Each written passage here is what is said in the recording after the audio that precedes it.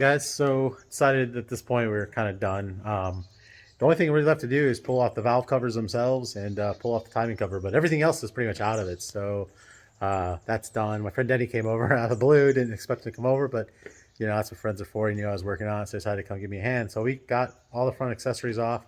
It probably took us 3 hours, probably do everything, kind of just fucking around and talking. So that's been pretty good.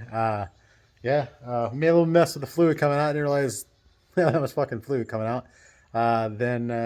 So probably the timing cover will come in, and then we'll yank off the valve covers and yank off the timing cover, and then put them back on. Or if nothing else, depending on how long it takes us to do. I mean, I don't think it's gonna take very long. I think it'll be relatively pretty easy. And then at least if we can get them back on, then everything's ready to go from there. Then I have a choice to make. I mean, I said I'm buying a 10 rib kit. I don't know if I'm buying a 10 rib kit yet or not.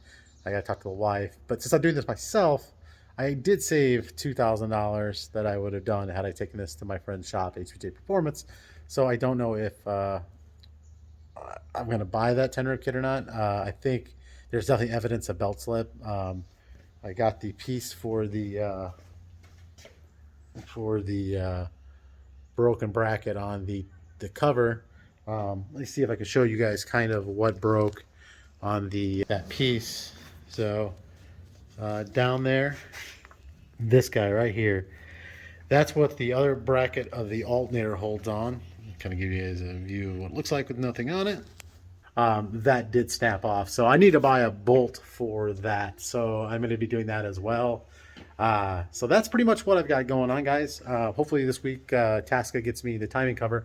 I'm going to order all the bolts. Let me go and show you what I'm going to I decided to go and replace, so where's one of the, so like one of the timing cover bolts like here, I'm going to order a set of them just in case I'm missing some or something is rounded out.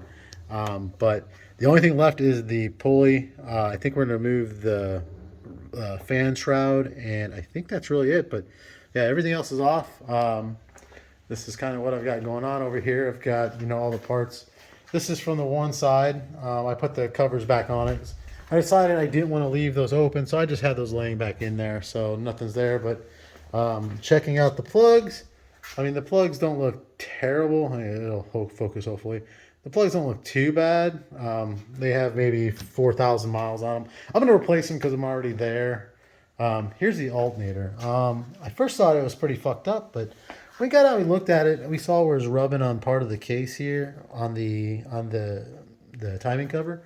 But it looks pretty good. I think what I'm going to do is I'm going to clean it up with a brush, try to, you know, do that. But it looks pretty good. The bolt there is fine. So I will need a second bolt, which I'll have to order. I'll pick it from Tasca.